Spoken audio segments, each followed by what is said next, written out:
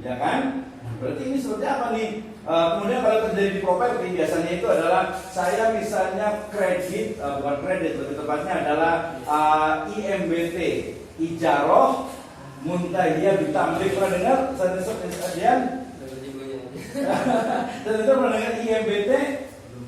Nanti kalau beli rumah pakai IMBT, walaupun sekarang pakai MMQ, Musyarakah Mutanakisah. Yang sebelah sana pernah dengar IMBT? Kayak gimana kira-kira? Belum belajar juga sih. Ya udah, nanti belajar yang betul lagi. Ijaroh Muntahiyah Bitamlik. Ijaroh tadi sudah sewa menyewa, muntahi berakhir, tamlik kepemilikan. Jadi nyewa rumah, kemudian saya bayar tiap bulan, kemudian nanti kalau sudah selesai lunas, kemudian rumahnya jadi milik saya. Nanti dalam fikih muamalah itu nanti disebut dengan hybrid kontrak, ya, atau ya hybrid, belajar kan hybrid juga ya, berarti mix percampuran, gitu ya. Nah, pertama sewa, permasalahan begini, nyambung ke sewa tadi. Saya masih sewa juga satu dari rumah yang satu dulu dan setelah masih ada, jadi pakai IMBT, ya. Cicilannya lumayan sekitar 3 juta. Permasalahannya, boleh nggak saya sewakan rumah itu? Masih bukan cicilan sih, masih sewaan. Iya, jadi saya ulang lagi. Jadi akad IMBT, Ijarah Muntahiyah Bitamlik, itu adalah akad sewa menyewa yang diakhiri dengan apa? Dengan kepemilikan. Ini menjadi alternatif untuk akad leasing. Ada yang ambil leasing nggak di sini, Pak? Ini Pak ambil leasing? Kayak gimana sih kalau di leasing? Kita bayar per bulan. Bayar per bulan ya. Terus kalau udah lunas? Udah. Ya, jadi leasing itu adalah juga sebenarnya lease, ya, tulis gitu ya, sewa. Tapi kemudian diakhiri dengan nanti ada muntahiyah bitamlik atau muntahiyah bil hibah biasanya itu, atau muntahiyah bil baik atau bil buyu atau dengan jual beli. Nah, tadi berarti kalau tadi sama berarti boleh disewakan ya? Iya. Akadnya. Ya, betul. Nah, ini biasanya kalau yang membolehkan ini memang kalau kita belajar ekonomi, belajar muamalah, kita menemukan yang minimal itu ada 3 mazhab. Ya, pernah dengar 3 mazhab? Di ekonomi syariah juga ada 3 mazhab. Pertama adalah mazhabnya nanti ada Bakir As-Sadr ya, yang dia itu adalah orang Syiah gitu. Dia meniadakan semua jenis lembaga ekonomi yang konvensional gitu ya. Teori yang kedua ada siapa lagi? Ada apa? Mazhab mainstream. Yang ketiga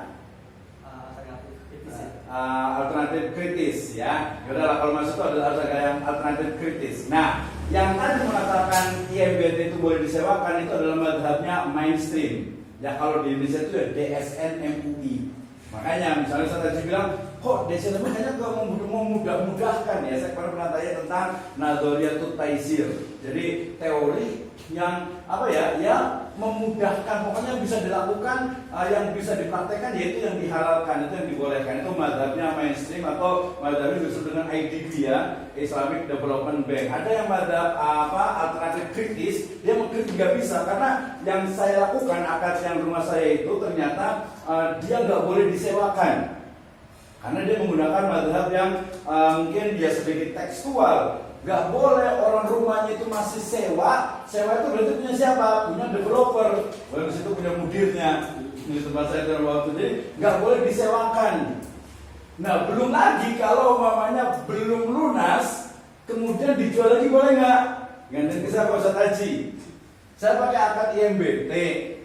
Ya, rumahnya udah saya pakai, nggak boleh disewakan.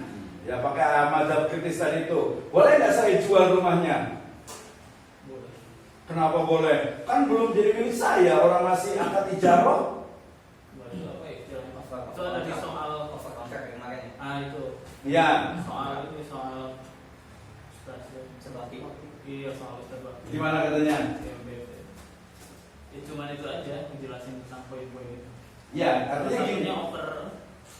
Over apa? Apa yang dioper tuh? Ya, bahasa over kan bahasa Sundanya over kan ya? Over bola taunya. Yang masih bukan overlapping gitu ya. Apa kira-kira? Kalau over apa? Over kredit? Bukan kredit. Take over.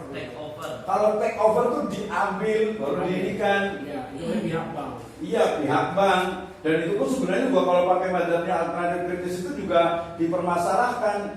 Orang kan dia tadi. Nah, seringnya kalau di bank itu ya tadi bilangnya ijaro tapi faktanya menjadi milik. Nah, kebalikannya akadnya murabahah harusnya jual beli tapi masih menjadi milik bank atau milik orang lain. Ini masalah-masalah kalau jadi masuk ya harus kritis lah. Ya tadi IMBT saya sewa setiap bulan ya 3 juta. Kemudian tadi pertama memang dari developer bilang ini nggak boleh disewakan. Kenapa nggak boleh disewakan? Karena ini Anda itu masih sewa, masa mau nyewa disewakan lagi, gitu kan? Apalagi kalau dijual, ya nggak bisa, nggak sah. Apa yang mau dijual orang bukan punya kita. Kecuali tadi kalau dijual manfaatnya ya balik lagi ke ijaro. Ini kan dijual, ya. Nah kemarin saya juga akhirnya yang rumah depan itu ya memang saya beli dari seperti itu. Nah tapi akadnya berarti ya bukan jual beli. Apa akadnya berarti itu? BO berarti itu butuh uang gitu ya. Nah ini masuk ke dalam masih teori tentang ini kepemilikan. Ya, tentang milik ini dia milik sah atau tidak sih? Gitu ya. Ini bisa tasarruf nggak, bisa pindah nggak? Jangan-jangan dia cuma namanya, oh ini nggak sah, harusnya nggak seperti ini, nggak boleh, karena dia jual belinya itu nggak sah. Ya, walaupun nanti kita akan masuk yang ini, yang ke setelah teori ini hak, yang kedua ini baru nanti tentang jual beli, ya, tentang jual beli. Tuh, yang ketiga baru nanti akad kerjasama, ya, akad kerjasama, ya. Kemudian yang keempat nanti ada akad tabarruk, ya. Kemudian yang kelima nanti ada akad muraqabah. Nah, untuk belajar ini perbankan IKNB itu ya harus paham yang ini dulu, ya kan? Harus paham dulu. Tadi baru sampai ke kepemilikan, ya, kepemilikan. Nah, kemudian ke harta. Kalau harta dalam konteks sekarang berarti adalah kemarin rilis terbaru Bank Indonesia itu sudah mengeluarkan e-rupiah. Saudara pun dengar? Hana dengar nggak? Dengar saja.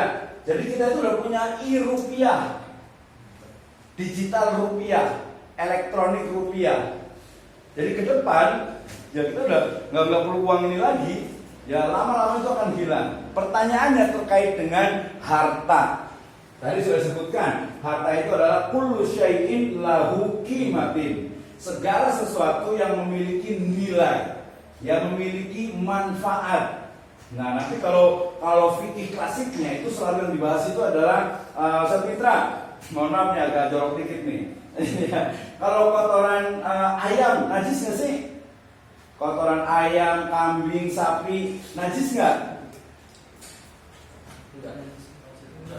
Enggak. Masa mau najis sih? Emang mau deh ini?